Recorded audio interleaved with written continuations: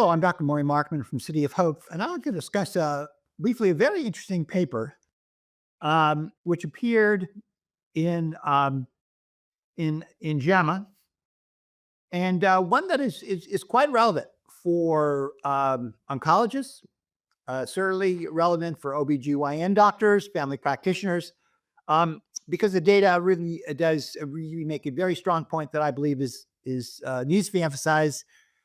Beyond that, what is currently, I think, in sort of the standard thought process is in the evaluation of risk of ovarian cancer. So the paper is entitled Endometriosis, Typology, and Ovarian Cancer Risk. Very interesting analysis.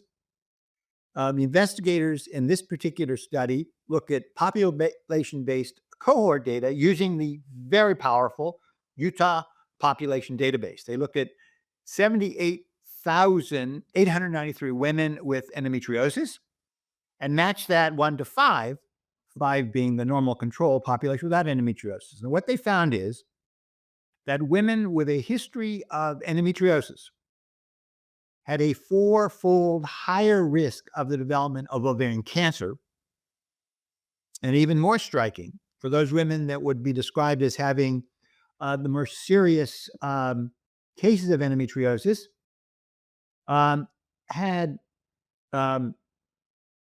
almost a 9-fold, actually it was a 9.7-fold increased risk compared to those individuals who did not have endometriosis. As has been reported to others, there was a higher percentage of that increased risk in endometrioid and clear cell ovarian cancer, as opposed to the high-grade serous, which is overall 70% of patients with ovarian cancer have that. So again, a very clear association with endometrioid, clear cell endometrial cancer in individuals with a history of endometriosis. And the question must be asked, based on these data and others, but this is pretty striking data, of whether that history of endometriosis should lead to increased evaluations, potentially screening for ovarian cancer, which overall has certainly not been shown to be a value, but with that increased risk, one must ask that question. I think this is a very important analysis.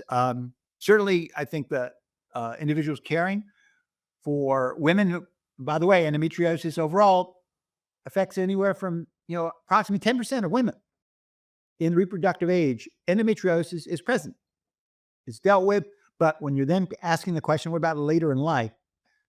Risk of ovarian cancer is very real and needs to be considered. Again, important topic.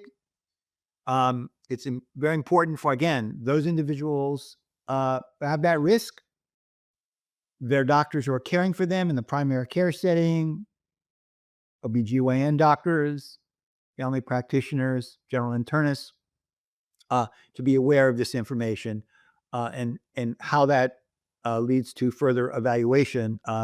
This data, I think, will be helpful in that regard. And I thank you for your attention.